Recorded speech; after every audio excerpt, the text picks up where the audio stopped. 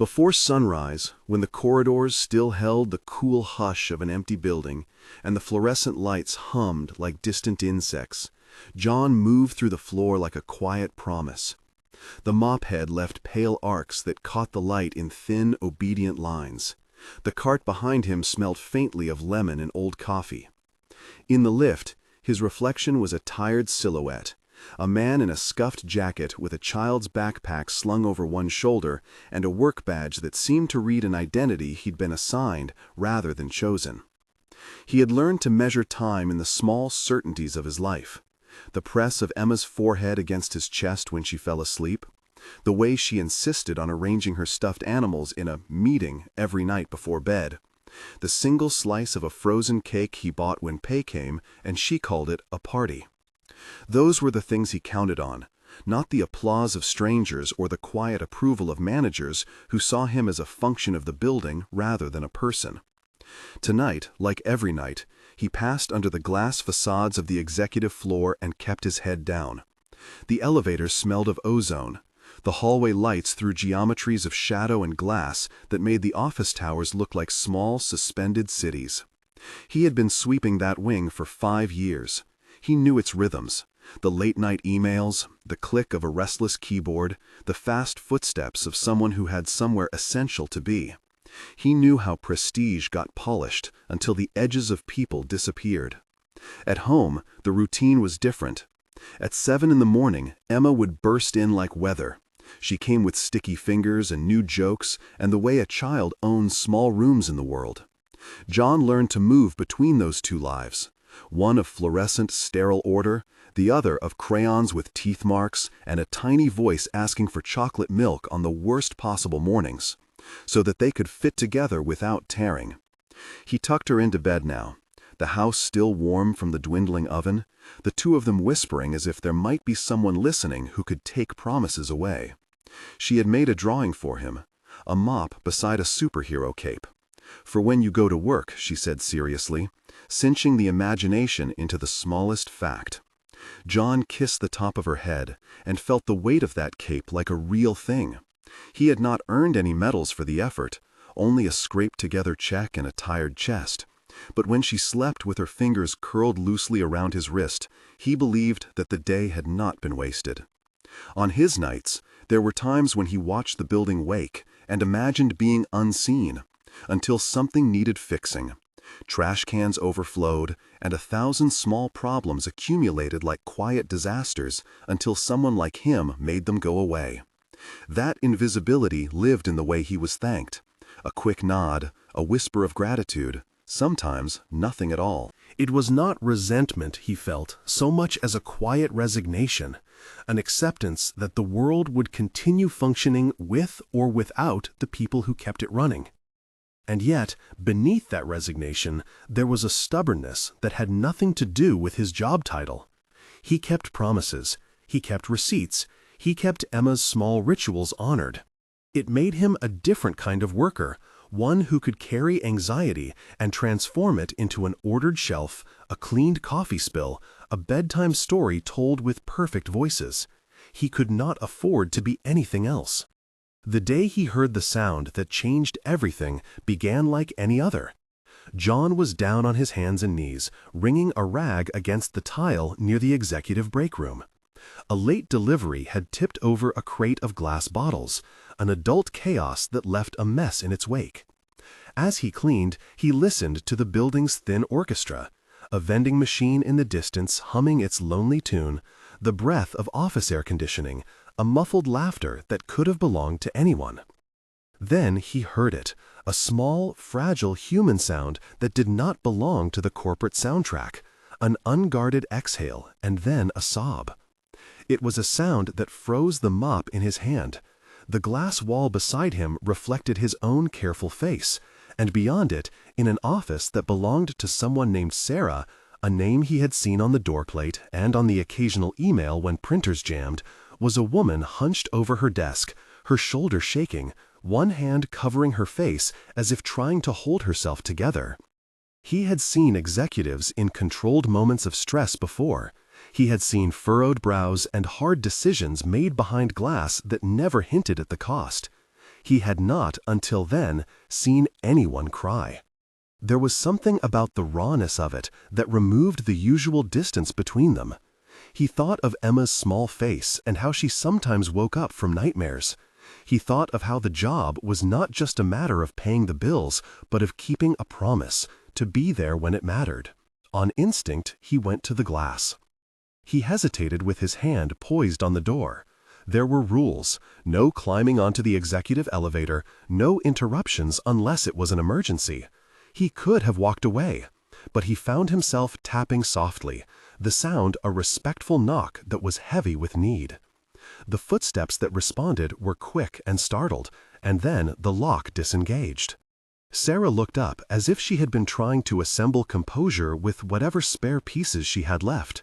She wiped her face quickly, pressed palms together as if trying to hide the evidence, and offered a smile that did not reach her eyes. Her suit was immaculate, her hair a precise wave. She was the kind of person whose power was manufactured with care. On the other side of the glass, a woman who could sign an initiative into motion met the man who repaired the everyday fractures of the building. "Hey," John said, voice small, "you all right?" She blinked, steadied herself. Her face was younger than he had expected and older than he wanted to believe. Her voice found a professional register, then dropped, as if the strain of holding it high was too much. "Just a rough quarter," she said. The words were vague and final. They left nothing undone and everything unresolved. He nodded. Empathy, even in stranger form, is not a currency many people accept easily. Most of the time, people nodded away a janitor's words. But she opened the door a fraction, wide enough for conversation to pass through, but not the kind of intrusion that might embarrass either of them. The office smelled faintly of citrus cleaning spray and expensive perfume, and there was a small ceramic mug with a chipped rim that looked oddly domestic against the chrome and glass. "I didn't mean to bother you," John said. "I just heard. If you need a—" He stopped, because he had no script for offering comfort to a CEO. She laughed once, a short, brittle sound. "I didn't expect you here," she admitted. "No one does." He slid the mop handle into the corner like a casual anchor. "Most of the time, I'm invisible. That's my job." "Is it really?" she asked, softer. John found himself telling her the way a confession can be lighter than a rehearsal of the day. "I have a little girl," he said. "She likes to make drawings of me in a cape. I tell her the floor will be clean so she can roll around without finding gum or glass. That's my part." Her expression shifted, curiosity sharpening. "Emma?" "Yeah," he smiled in spite of himself. "She's 5. That name seemed to settle something in her. She looked at him, not as a fixture, but as a father carrying another life beside his own. For a moment, the glass between them was no longer a barrier, but a sympathetic membrane. She gestured to a chair by the window, as if improvising permission. "Sit," she said, "only because you're clearly not supposed to be here, and that makes you brave." He sat, careful with the way blue-collar and white-collar worlds could feel like different languages. Conversation cracks opened differently with each group. With executives, politeness often hid meaning. With him, it felt like a recalibration of weight, a person revealing themselves without the protective cloak of position. Sarah's voice found a steadier cadence when she spoke. She told him slowly about audit numbers and C-suite expectations, about spreadsheets that could digest 1,000 livelihoods into a single line item. She said the words out loud as if proclaiming them might make them less monstrous. "We have to be more efficient. We have to meet Q4 projections." In the pause that followed, she admitted something that did not belong on a PowerPoint slide. "Sometimes I feel like I'm choosing between people and numbers." He watched the small tremor in her hands. She was not the villain in a story about corporate greed. She was a person writing policy while trying not to lose the memory of being human. That clarity made his chest ache in a way that had nothing to do with pity and everything with humility. He thought of all the times someone's job had been reduced to a line on a P&L, and realized the gap was not only professional, it was moral, a place where values got chewed up. "You don't have to choose alone," John said, before he could decide not to say it. The words surprised him with their conviction. They were both an offer and a warning. She looked at him as if weighing whether to take such a dangerous generosity seriously. "You say that like it's easy." "It's not," he said. "But sometimes people who make those choices don't know what they mean. If no one tells them, they become numbers." Her eyes met his. For the first time since he'd seen her cry, she smiled in a way that acknowledged the possibility of a shared burden. "Would you tell me?" she asked. "Tell me what they mean." There are moments when the world folds in a little and reveals a seam you had not known. John could have shrugged and gone back to the hallway, to the silence and the mop and the predictable anonymity of his nights. Instead, he found himself speaking about the things that matter in a life of small certainties. A schedule for child daycare, the price of a school uniform, the fear of an absence that could mean slipping behind on rent. He spoke about pride in work, the way a clean floor mattered not because it was glamorous, but because it made someone's day easier. He talked about how the maintenance team had their rules and their pride, and how losing jobs would mean losing a kind of dignity that was not counted on any sheet. Sarah listened without interruption, her gaze steady and patient. There was no broadcast of pity in it, only attention. She made notes on a pad in shorthand, like someone learning a new language. When he finished, she read back a phrase he had used, "dignity of labor," and repeated it aloud, as if tasting its taste in her mouth. "Why are you telling me this?" she asked, flippant but not cold. He shrugged. "Because you were crying."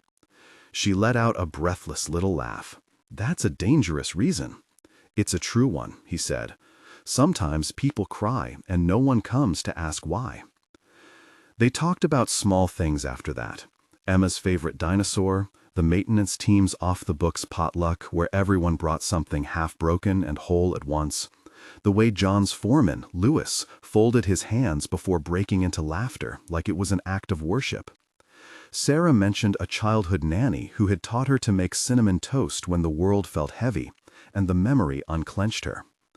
Neither of them framed the afternoon as the beginning of anything, but both of them felt the slow, undeniable creaking of two worlds beginning to touch. Over the next few weeks, their encounters multiplied in small, unremarkable ways. John would find a steaming cup of coffee left by the staff kitchen, labeled with a scrawled, "For John," in an unfamiliar hand. Sarah would linger by the break room counter for an extra minute after a meeting, asking how the day had been for the maintenance team and listening intently when the answers came. It was not a headline-making friendship. It was the patient building of trust in plain sight. They spoke in the quiet hours more often than in the daylight. The building seemed to suspend its hierarchical motions overnight. The noisier the world, the less likely those conversations would happen. John began to notice that Sarah carried small things home. Not trophies or expensive liquor, the things you might expect from a CEO, but notes, smudged napkins where someone had written down the names of the people who kept a floor together, lists of small fixes the maintenance team did that no one ever asked about. She was collecting the company's unspoken stories like some people gather coins for good luck. Her questions were practical. How long does it take to get those light fixtures replaced, she would ask. What would it mean if we had a floating budget for equipment? He found himself answering in terms that translated craft into metrics, not because he had learned corporate speak, but because he wanted those words to land. It means fewer outages, he would say. It means less risk of someone getting hurt or work slowing down. It means one less excuse for a late night. Sarah began to invite him to small, informal sessions. Nothing official, no memos, no agenda. She would gather a handful of people from different departments and say, "Tell me what you see." John found himself sitting at tables with people whose shoes cost more than his rent, but whose assumptions often matched his, that a company is only as good as the day-to-day people who make it run. He was not speaking on behalf of a movement. He was speaking out of necessity, because Emma needed a reliable future, and because he had come to believe that there was a reason to insist that the people in the building mattered for more than their output. He learned to shape narratives that were grounded in lived evidence rather than rhetoric. He told stories. The time a leaked pipe had saved the building from more extensive damage because a janitor had spotted the first drip and stayed until a plumber could come. The night a night shift cleaner noticed a fire hazard and averted a disaster by moving a stack of boxes. These were not miraculous tales. They were ordinary triumphs of presence and care. Sarah listened with a new kind of attention, one that suggested she might be cataloging not only the facts but the moral consequences of decisions. She began to bring some of those insights into meetings, often in a roundabout way. Once, after a leadership meeting where a spreadsheet slashed positions with the cold efficiency of a guillotine, she pushed back in a way the others did not expect. "What's the human cost?" she asked. And the question carried the weight of John's voice, even though she did not attribute it. Not everyone in the circle accepted this new, gentle resistance. There were executives who shrugged and said the market was unforgiving. There were whispers about cutting slack where slack needed to be cut. But small things shifted. A safety budget that had been stagnant saw modest increases. A suggestion box that had long been ignored was dusted off. None of it was dramatic. None of it resembled the sweeping change some people imagine in inspirational stories. It was incremental, stubborn, slow. And yet, as the initiatives moved through corporate gears, a new rumor started to coil its way through the building like steam under a lid. Restructuring. The word carried with it 1,000 imagined endings: job changes, relocations, uncertain timelines. People who had been there for decades phoned relatives and scribbled notice in calendars. The maintenance room filled with a spectral quiet. Jokes that once lubricated the day halted halfway across sentences. John heard the rumor in half-truths. He heard it in the way the office coffee got bitterer and the break room pastries were smaller. He heard it at home when Emma asked if they could buy new crayons, and he found his hand tightening around the box at the store. The possibility of losing work was no longer an abstract worry. It was a shape he could see. One evening, after a day of sweeping floors that felt heavier than usual, he found Sarah standing by the window of the executive floor looking out at the city. She did not see him approach. He could have kept walking. There were other parts of the building that needed attention. But there was an urgency in him that now resembled advocacy rather than curiosity. "You heard," he said, as if stating a fact could shape it. She turned slowly, the weight of lines in her face more apparent in the soft light. "I have," she admitted. "We have to make difficult choices." "It's not just numbers up there," he said. "Those are people. People who are waiting for checks, kids who need school supplies. It's not theoretical." Her jaw worked as she absorbed the bluntness of his statement. She was someone who had been trained in balance sheets. She had learned to compartmentalize. But the proximity of his life to the consequence had a different gravity. "I know. I hear that when you're here." "You could ask them," he said, blunt and half-beggaring. "Ask the people who do the work to help you design the change, not after it's decided, before. Let them participate." She considered him, the idea of inclusion like a foreign policy she had not been taught. "It's complicated," she said. The corporate voice rose then, all reflex and training. "We have stakeholders, projections." "If we don't meet our targets—" "You might meet them on paper," John interrupted, "and destroy what actually makes the company function. What if you ask the people who fix the lights how to cut costs without cutting corners?" His voice was steady. There was no theatrical flourish, a single, honest plea. She looked at him in a way that was more careful than before. There was curiosity and something else, a hint of respect that was not performative. "Would you be willing to help?" she asked quietly. He blinked. The request was twicefold: to trust him with insight and to risk the social cost of inviting someone like him into a space where people of his class rarely belonged. "Me?" he said, incredulous. "Yes," she said. You understand more of the day-to-day than I do. You have a perspective we don't have." For a second, John thought of all the nights he had spent rehearsing conversations in his head, trying to make the unseeable visible. He thought of Emma, of the way her small hand fit in his. He thought of Louis, who always fixed things with the silent confidence of someone who had been alive to hardship and had survived anyway.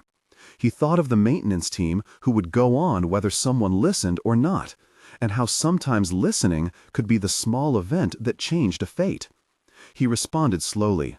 There was fear in his throat that felt like a stone. He had never spoken in a room full of executives. He had never been asked to take part in decisions that could ripple across people's livelihoods. The prospect carried both danger and possibility. "If I do," he asked, "what does that mean?" "It means conversations," Sarah said. "Not promises I can't keep. Not grand declarations. It means you come to a few meetings, you tell us what you see. Help us design a pilot, something measurable, feedback cycles, participation, a way for us to consider consequences before decisions are finalized." Measurement, participation, those were words that could live in both his world and hers. They were not miracles, they were processes. The offer sat between them like a hinge. John thought of the grindstone of his existence and felt the warmth of possibility. It would take time away from Emma, time juggling a schedule that had been ironclad for years, but the idea of making a space where his voice mattered felt, in a strange way, like an extension of tucking her in at night. He imagined standing in a room not as a token, but as someone whose labor counted in a way that would be recognized. "I'll think about it," he said finally, the answer a cautious gait. She nodded, as if understanding that the real decision would have to be negotiated with the rest of his world, his rent, his daughter's school, the bus routes that ate at his time.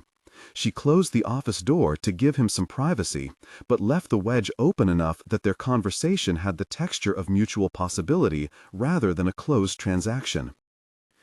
That night, after his shift, he walked home under the same tired sky and felt the weight of the choice like weather.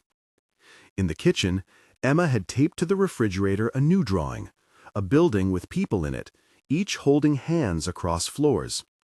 "This is our company," she declared when he asked about it. "Everyone helps." John set the grocery bag down and let the image simmer. It was a child's simplified economy, but more truthful than the most careful balance sheet. He lay on the couch for a moment, palms pressed to his face, feeling a mixture of exhaustion and a small, cautious excitement. He imagined the meetings, chairs unfamiliar beneath him, a table of people who spoke in polished phrases, charts where sacrifices were proposed like options. He thought about how the maintenance team would hear this, worrying that whatever his participation meant, it could change the stable rhythm they had carved out for themselves. He thought about Louise's quiet laugh and how it might be needed as ballast when fear took over. Preparation became an act of love. He began to write down stories, the kind that translate into policy without losing their humanness. A list of small improvements that could reduce long-term expenses while preserving jobs, a mentorship pair-up for entry-level employees, a pilot that would track participation metrics tied to worker feedback. He did not know how to present numbers, but he understood cause and effect. He wrote intentions in the margins, sketches of systems that could be tested. And he rehearsed conversations with Emma at night, explaining in the way one explains a difficult idea to a child. "Dad might meet people who decide things," he said once, drawing dinosaurs on a napkin to illustrate.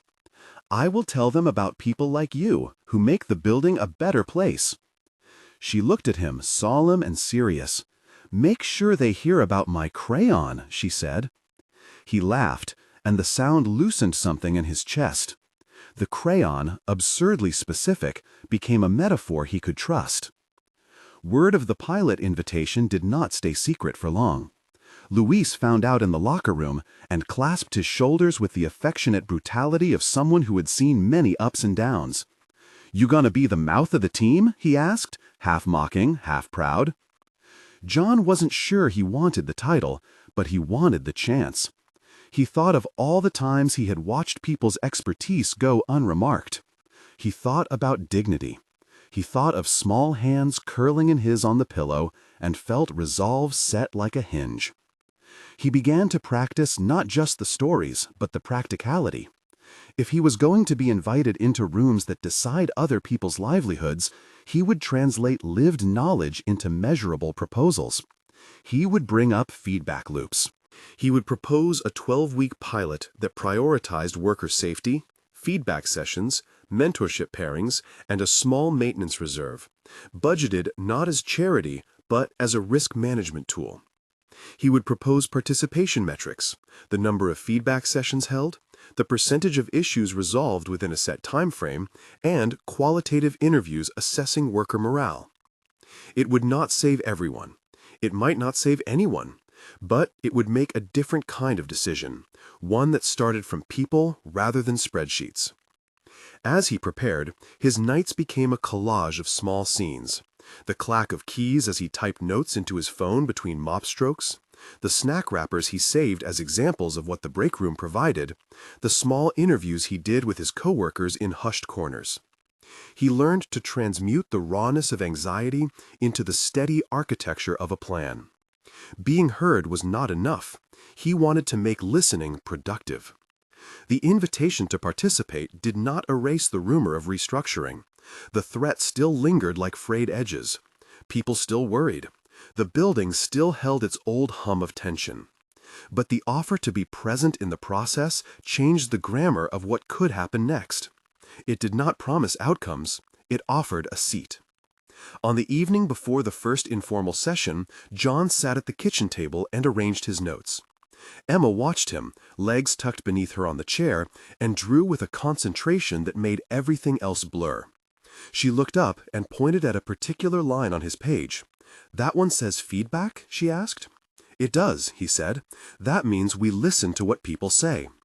She nodded, as if that were the most important part of the world. "Good," she said, "because if no one listens, how do people feel okay?" He smiled and felt suddenly very tender. "Exactly," he whispered. He kissed her forehead and wondered aloud what it would mean if more of the world worked that way. When he arrived at the building the next night, there was a small gathering in a conference room that smelled faintly of coffee and the kind of nervous energy that accompanies honest conversation. Sarah stood at the head of the table with a notepad, and around it were department heads, a couple of junior analysts, and a maintenance supervisor who nodded at John with an expression that said, without words, "You have this." The conversation began awkwardly with corporate scaffolding, goals, stakeholders, timelines. John felt the old training tug at him. Be concise, be useful, don't get sentimental. When his turn came, he did not begin with policy. He told a short story about a spill in the break room that could have been a disaster, and how a night cleaner's patience and attention had turned a risk into a minor annoyance.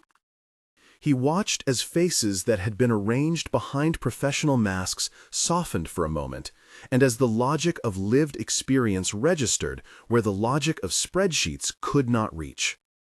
He did not dazzle with statistics. He offered simple proposals and small pilot ideas that tied directly to the human stories he had collected. A feedback loop that met once every 2 weeks, a mentorship program pairing frontline workers with mid-level managers for 3 months, a small contingency fund allocated for equipment repair that would prevent larger costs down the road. He used the language of measurement when he could, participation rates, resolution percentages, check-in cadence, because he knew that language opened doors. There were skeptical faces, executives who preferred the certainty of numbers to the messiness of people. Some asked pointed questions about cost. Others wanted assurances that any plan would not delay the company's ability to adapt to the market. John felt pressure that welded itself to his throat. This was not a performance. His words could tangibly affect lives. He answered as best he could, honest about the limits of what he knew and precise where he could be. He invoked examples. He proposed the pilot with a time frame, not as a sentimental plea, but as a practical test. He suggested metrics that were small and trackable: the number of feedback sessions held, the number and type of safety incidents that changed, the satisfaction scores of workers before and after implementation. It was not the speech of a savior. It was the proposition of a person who believed in the craft of solutions. Sarah supported him quietly, stepping in to translate a lived narrative into the vocabulary the room recognized. "This is not an anti-business initiative," she said. "It's risk management with human intelligence." Her endorsement mattered.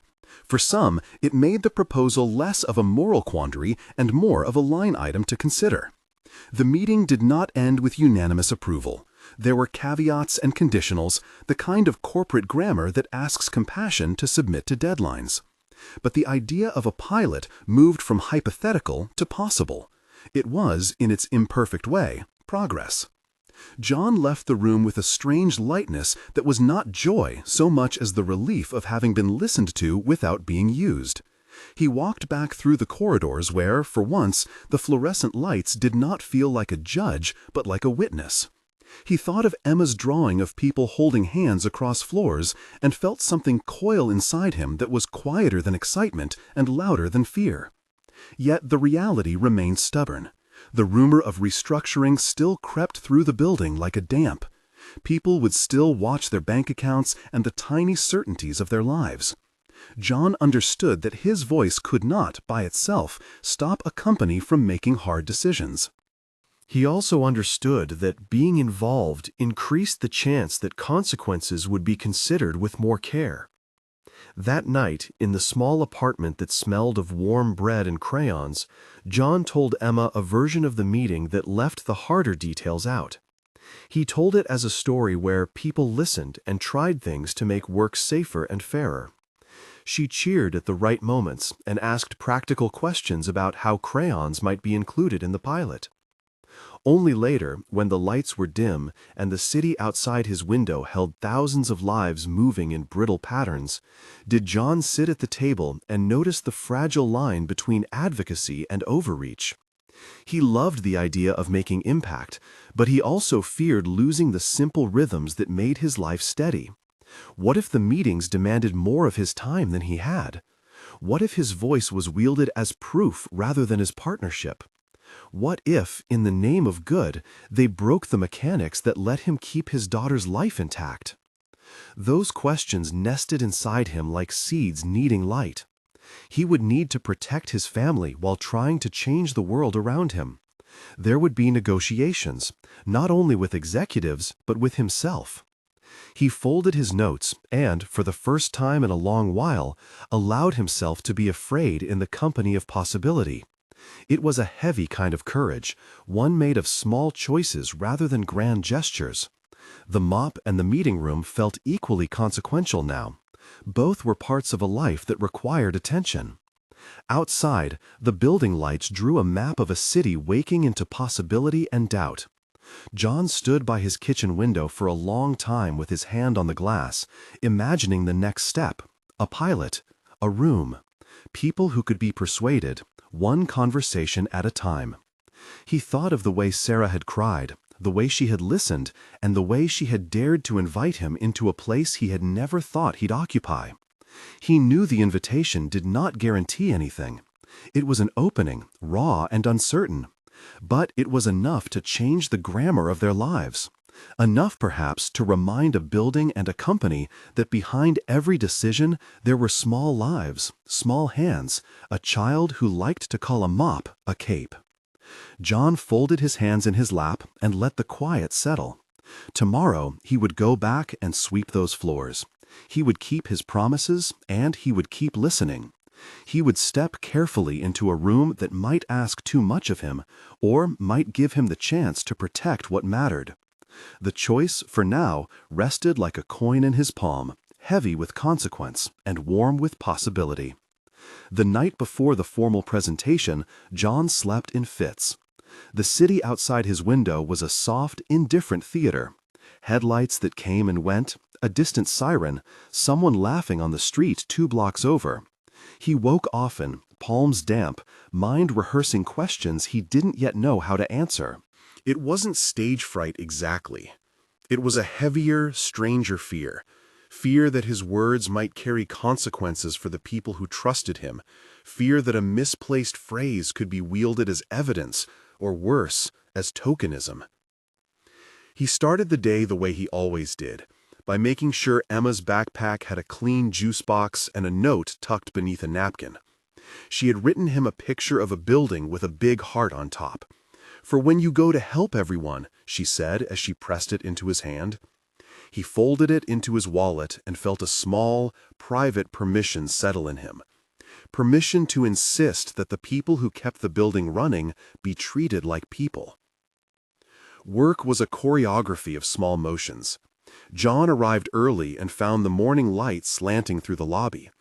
The janitorial crew moved through the office like a practiced chorus.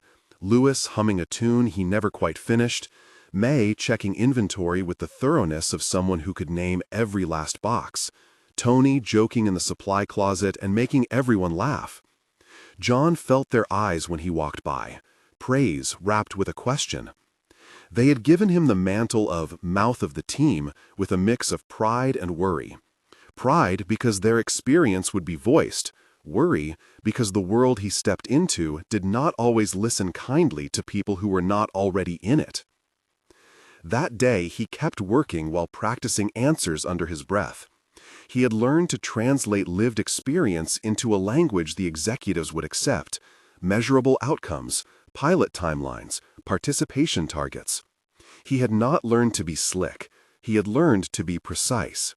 So he wrote numbers into the margins of his notes: 2-week feedback cycles, 12-week pilot, bi-weekly mentorship meetings, a contingency fund for at-risk equipment, survey metrics for worker satisfaction.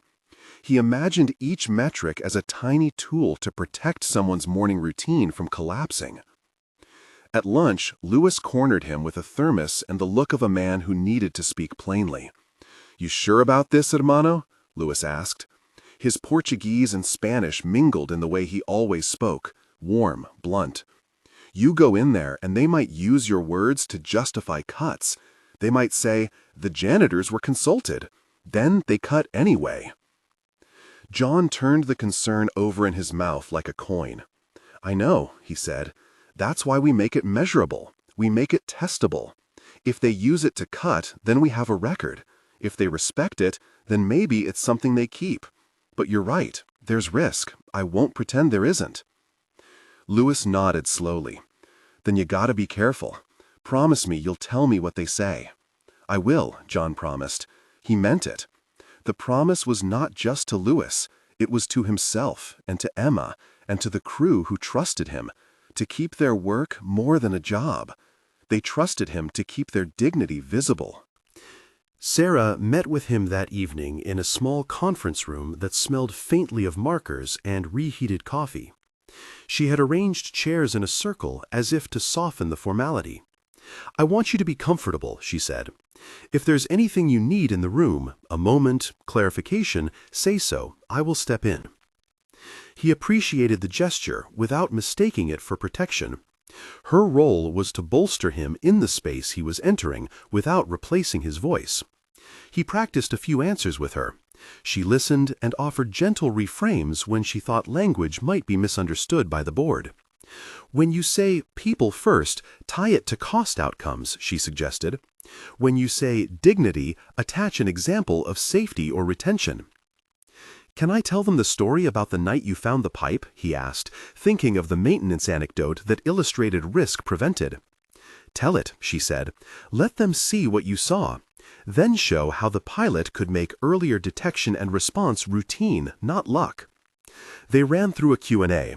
She played a skeptical CFO, asking about shareholder impact and timeline compression.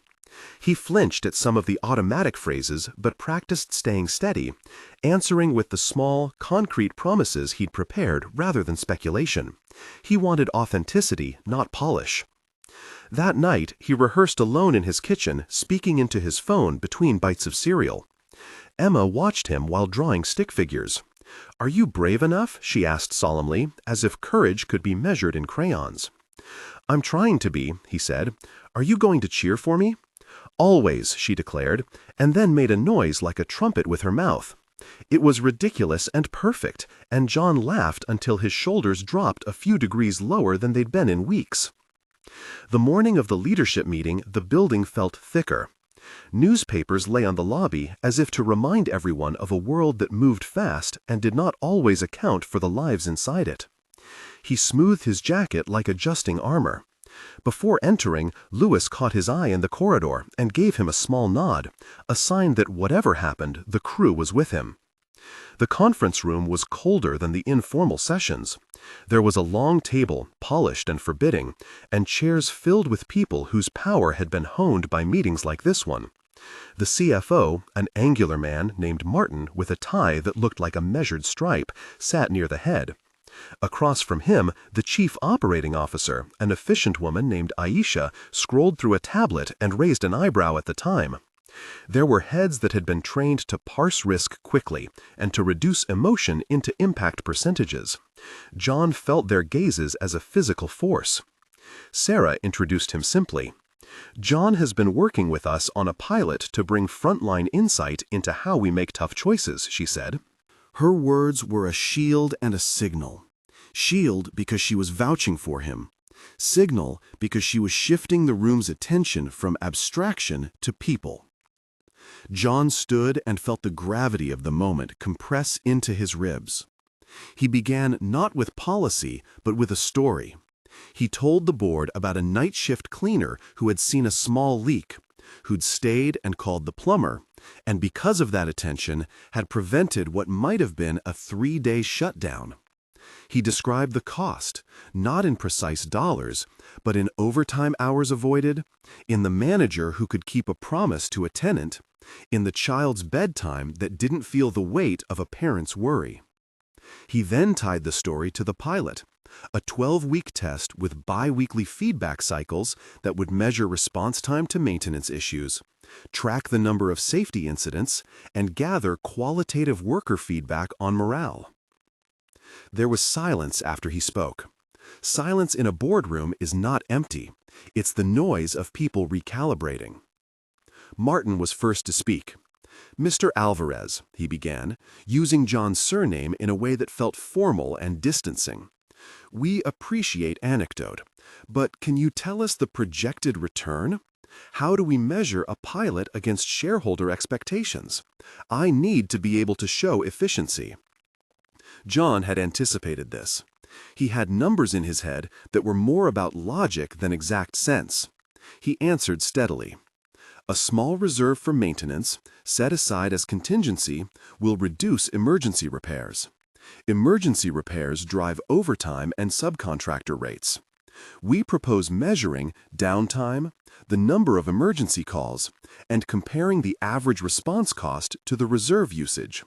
If emergency repair costs drop, the reserve pays for itself over time. If not, we can adapt the pilot." There were murmurs. Aisha's face softened a fraction. "What happens to staff time?" she asked. "How will this pilot affect regular operations? We can't have unintended disruptions." John spoke about scheduling the feedback sessions during softer hours, using mentorship meetings as part of staff development that wouldn't take from core hours, and ensuring that participation would be voluntary and compensated modestly with paid time for attending check-ins. "This isn't about adding unpaid labor," he said. "It's about making the work safer and more predictable." An executive who had been quiet until then leaned forward with a pointed look. "Mr. Alvarez," she said, "how do we prevent this from becoming a PR exercise? We don't want to be accused of tokenism." The question stung with truth he had feared. "You prevent that," John answered, "by making it measurable and time-bound, by publishing the methodology and the results to our internal community, by having clear ownership of the pilot and neutral third-party tests to verify outcomes. If you require transparency and accountability, you prevent PR gloss." There were follow-up questions about budgets, about ROI, about metrics. Some of the language was technical in a way that momentarily flattened the human texture John had woven. But Sarah sat beside him and translated where necessary. She reframed his stories into language that fit the room's grammar without sterilizing them. Safety incidents became KPIs. Pride became retention probability. Small fixes became risk reduction. The hardest moment was when Martin circled back to the restructuring rumor. If the company must reduce headcount, he said, looking as if he were asking a math problem rather than a life, how does this pilot fit into a strategy that might include layoffs? John felt the room narrow. He could answer with a plea, but pleas are fragile in meetings where budgets decide outcomes. He chose to be pragmatic. If we're forced to make hard choices, he said, this pilot offers a way to make those choices informed by the people who keep the building functioning. It doesn't guarantee every job. It creates a mechanism to consider alternatives, redeployment, incremental changes that preserve core functions, and contingency planning that prioritizes safety. It was not a rescue note. It was a way to ensure decisions were grounded in fact, not assumption. An executive on the periphery, someone who had not spoken, looked at him for a long time and then said quietly, "We can test this, but we need a clear timeline, defined ownership, and success metrics. If the pilot shows improvement in safety and reduced downtime, we scale. If not, we adapt or terminate." "Agreed," Sarah said, "and we need to protect participants. We will have HR oversight and an independent review." John felt both relief and the pressure of compromise. The board's acceptance was not unanimous. It came with caveats and conditions that ensured the work would be measured in terms the company used to defend itself. But the pilot had moved from possibility to calendar. That night, as he walked back through the corridors, the fluorescent lights felt less like a judgment than a witness to something being tried. The weeks of the pilot were a collage of small, meaningful labor. John found himself negotiating time like currency. Some nights he left the building later than usual to attend an after-hours feedback session. Other days he stuck to his route, but carried a small notebook to record the problems his coworkers mentioned between sweeps. He kept his phone battery charged so Luis could text him updates. He worked with Sarah to ensure the pilot's mentorship pairs met twice a month, and that participation was logged as paid time on schedules. He also worked with HR to ensure that attendance would not be used against anyone in performance reviews. The pilot's first data point came in the 4th week, a reduction in emergency maintenance calls for the floors involved in the test. It wasn't revolutionary. A handful of outages had been caught earlier because a cleaner flagged a recurring smell and the maintenance reserve had been used to replace a worn valve before it failed. The numbers were small, but they were measurable. A 2-week improvement in average response time, fewer overtime hours logged, and qualitative feedback that workers felt heard more often. The difference in the break room was palpable.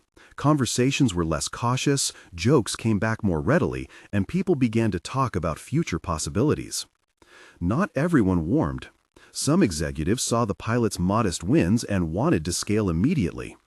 Others accused the project of being inefficient. Too many meetings, they said. John learned the corporate habits quickly. Quick praise, quicker audit.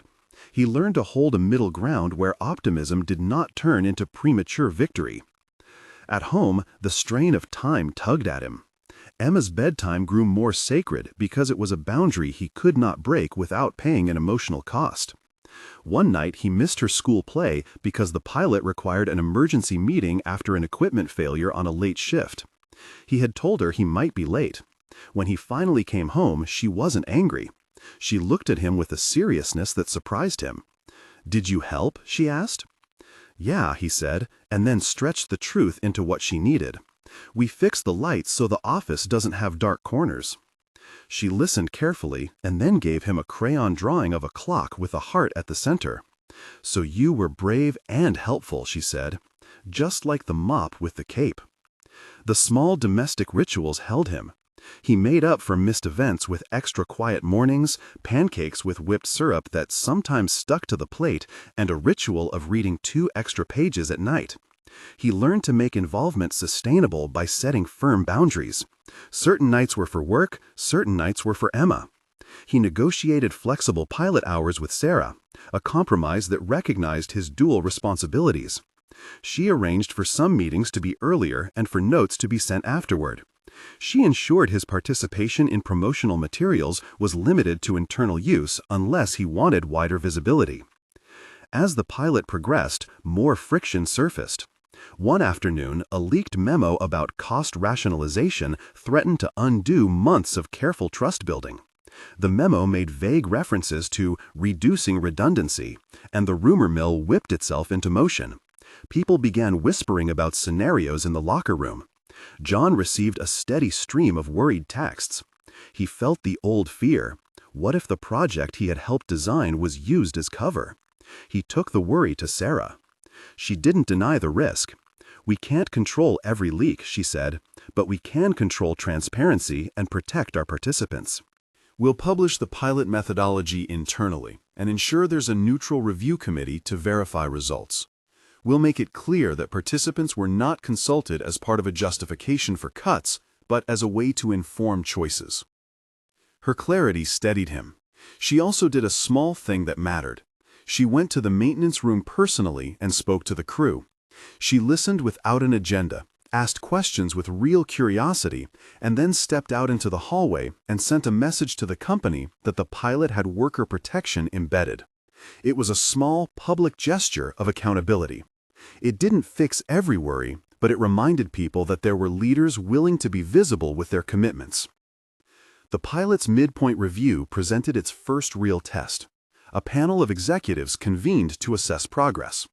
John and Sarah prepared a short presentation: participation numbers, examples of resolved safety hazards, a sample of qualitative feedback that included worker quotes. John stuck to the facts and the stories that illustrated them. He recounted nights when attention had prevented costly outages and the ways regular check-ins had improved morale. Martin, the CFO, pushed on the numbers. He asked for clearer linkage between the pilot and bottom-line results. John offered a rough comparative analysis. Emergency repair costs had dipped in the pilot floors, overtime hours had decreased, and worker satisfaction, measured by a straightforward survey, had risen perceptibly. He acknowledged that the dataset was small and that more time was needed to make stronger claims. He suggested staged scaling contingent on continued measurement and independent verification. A small victory materialized when the head of risk management, who had been a quiet skeptic, spoke up. "If these outcomes hold, we can quantify an expected reduction in certain categories of operational contingency," she said. "This is not charity, it's risk management. It deserves further investment." It was not a thunderous cheer, it was a pragmatic nod.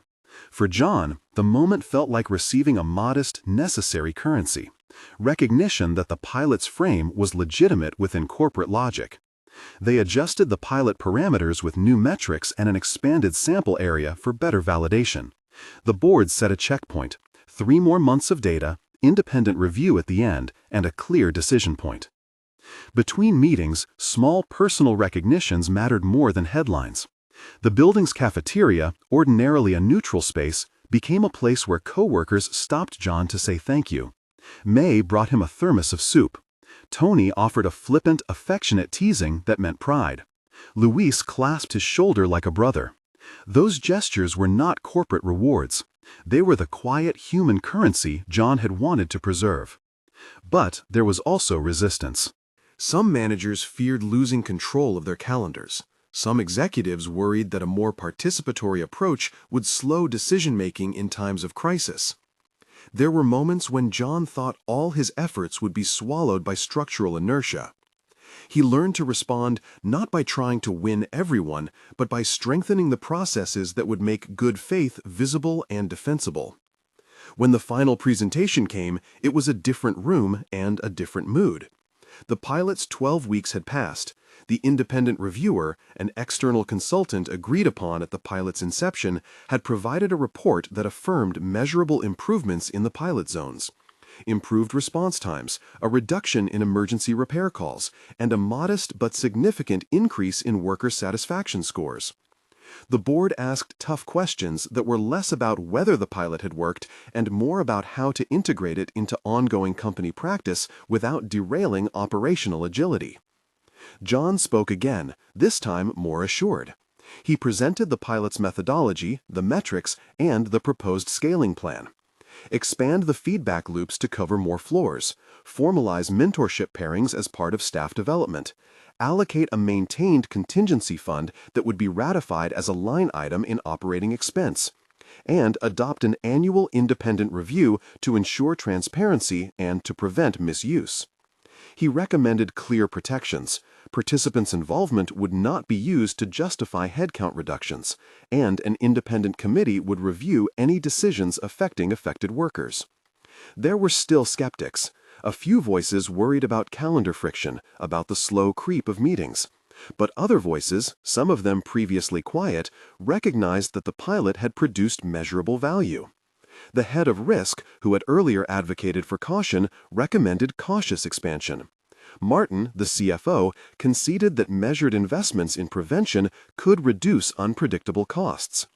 Aisha, the COO, nodded to the need for structured rollout that preserved operational responsiveness.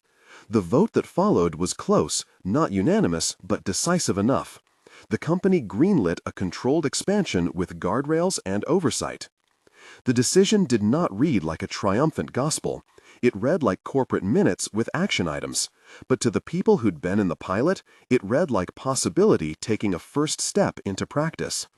John felt the relief like a tide. He didn't expect fireworks. He expected the slow work of keeping promises. Sarah pulled him aside afterward, her cheeks still flushed from the meeting. She didn't hug him. They both understood boundaries. She placed a hand on his shoulder, a gesture with the informality of people who had shared pressure and empathy. "You did it," she said. "You helped," he said. They had changed the grammar of some decisions, but not the architecture of power. The pilot wasn't a panacea.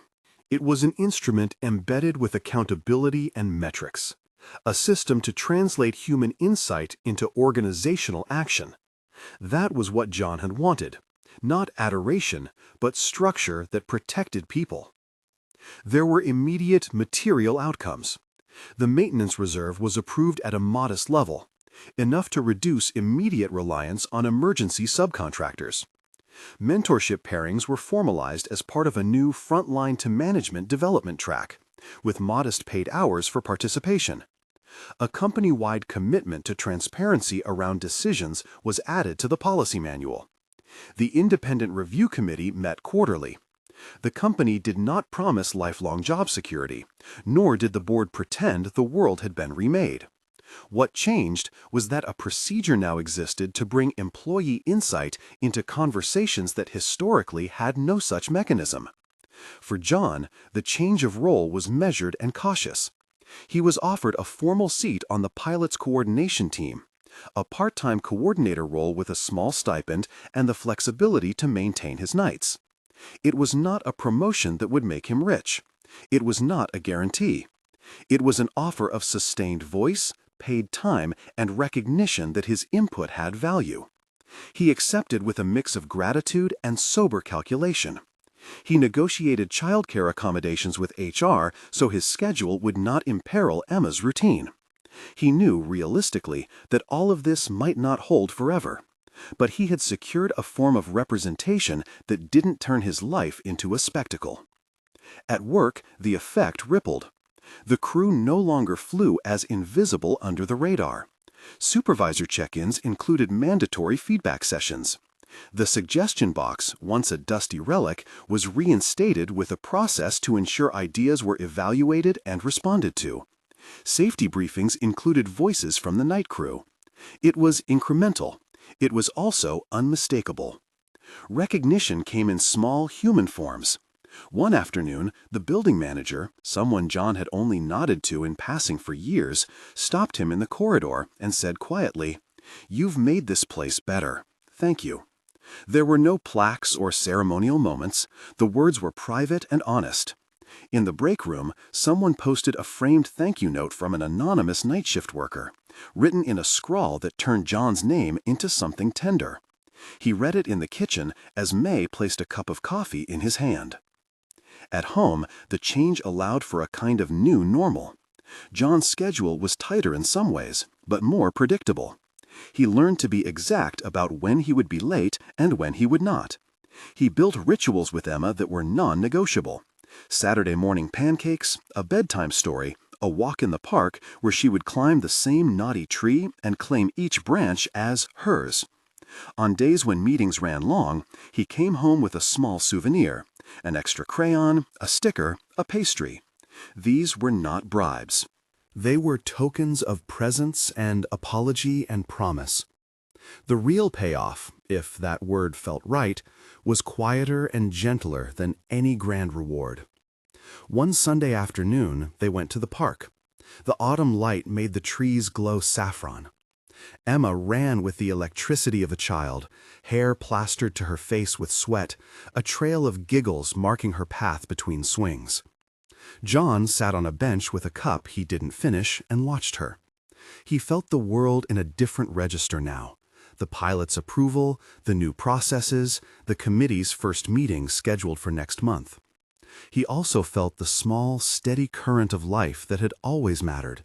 Emma's laugh, the way she insisted on taking his hand when crossing the street, the way she would bring home drawings that should be framed in the way only a child could deem them worthy. She came back and climbed into his lap, cheeks flushed. "Did you help a lot of people this week?" she asked, as if tallying good deeds. "I tried," he said, and the word was exactly what he needed to be. She drew another building, this time with a ladder between floors, and handed it to him. "So if people get stuck, they can climb," she explained. "And if someone falls, there's someone to catch them."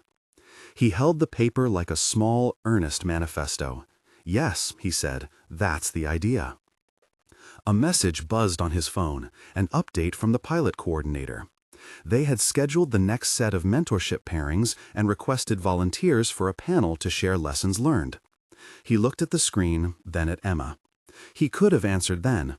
He could have taken the easy path of being present for one role while remaining absent in another. But presence, he had learned, was often chosen in tiny acts. He slipped his phone into his pocket and stood, brushing his hands off on his jeans. "Want a swing?" he asked. "Yes," she cried. They went to the swings, and he pushed higher than needed, feeling the thunk of contact and the pull of gravity and the small, perfect shape of trust. For a moment, everything else quieted. The board meetings and memos and pilot metrics existed still, but they were part of a larger world where his daughter's hand in his meant more than any meeting's outcome. In the months that followed, the pilot's expansion continued with oversight and occasional friction. Sometimes policies needed adjustment. Sometimes the company's press office wanted to spin stories in ways John didn't always like. He learned to say no and to ask for clarity. He insisted that the pilot's public narrative remain centered on process, not on heroism. He pushed for internal transparency and for the voices of the workers to be presented without being dressed up for optics. There were setbacks. An equipment budget delay caused a temporary spike in repair calls. A miscommunication about mentorship hours led to a one-week disruption. Each time, the committee convened, examined the data, adjusted, and moved on. The work was rarely tidy. It was process, negotiation, and repair. John found that much of advocacy existed in the work of refining systems to protect people rather than in singular victories. One evening, after a committee session had stretched long, John walked to the parking garage with Sarah. The building hummed around them, an organism made of different parts that needed tending. He felt the weight of months in his shoulders, but something else had settled in him. Confidence that a voice could be consequential when the structures held it accountable. "You did more than I expected," Sarah said, her breath visible in the cold. "Not because I doubted you, but because you asked for things to be measured. That's what gave the work bite." John shrugged. "You helped too. You didn't just listen, you used your influence on the side of process." She looked at him, a small, frank expression of gratitude. "We need more people who can translate the messy into the measurable," she said. "People like you make that possible." He thought of other faces. The crew, Luis with his soft laugh, May with the precise inventory list, Tony's jokes, and felt a steady warmth. "It's still fragile," he said, "but it's less fragile than silence." They did not promise the world to each other. There was no excessive celebration. They acknowledged the limits of their influence and the need for continued work. That honesty grounded them. Life settled into a shape where advocacy and fatherhood could exist together, unevenly but intentionally. John continued to clean, to keep the building's small economies running. He also showed up in meetings with notes and with the lived histories that made policy humane. Sometimes he felt stretched thin.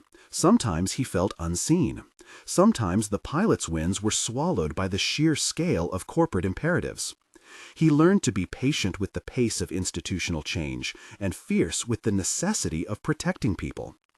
One day, in the break room, someone posted a photo of the maintenance crew with a sign that read, "We keep it going." John looked at the picture and felt something like relief, small, honest recognition. People who had once been invisible to each other began to see each other. The company was not different in the way a revolution makes a country new. It was different in the way a neighborhood opens a community garden, incremental, cooperative, and sustained by many small acts. Months later, as the first year of the pilot ended, the independent report came back with more robust data. Sustained reduction in emergency repair costs in pilot zones, improved safety incident reporting, and a measurable uplift in worker satisfaction scores. The company decided to integrate several pilot practices into operations and to formalize a people development framework that included frontline representation. It did not eliminate the structural pressures of the market, but it created mechanisms to ensure human consequences were considered in decisions. John's role evolved. He continued to do his shifts, but he also took on the coordination role for the program with scheduled time allocated and modest compensation. It didn't make him a different person. He was still the father who made pancakes and the man who checked the supply closet inventory every Thursday. But it made him a person whose expertise was solicited not on a whim but by design. The final scene of consequence happened not in a boardroom, but at a small company gathering held to introduce the expanded framework.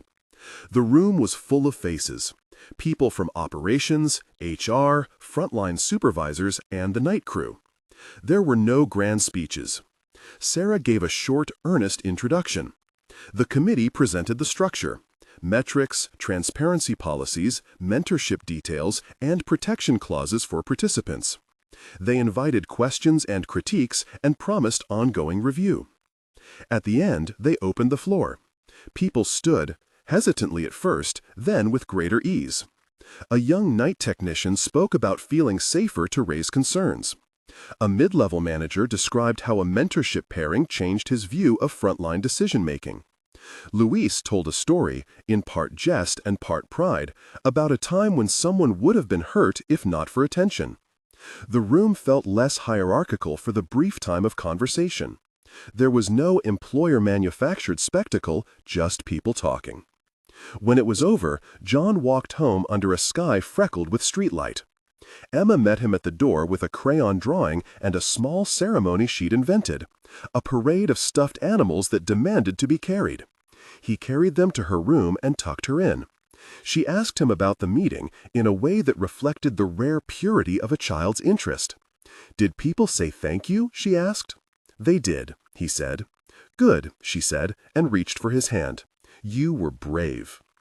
He kissed her head and understood that bravery and vulnerability had become tools, not trophies. He had learned to make himself audible in rooms where he had been invisible for years. He had learned to ask for measurements and protections, to insist on process rather than lip service, to hold the paradox that one voice could both be small and significant. He had learned to balance the ledger of advocacy and fatherhood by refusing to sacrifice one for the other.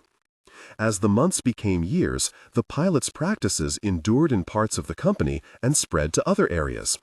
The structural change was slow and imperfect, and there were moments when old habits reasserted themselves.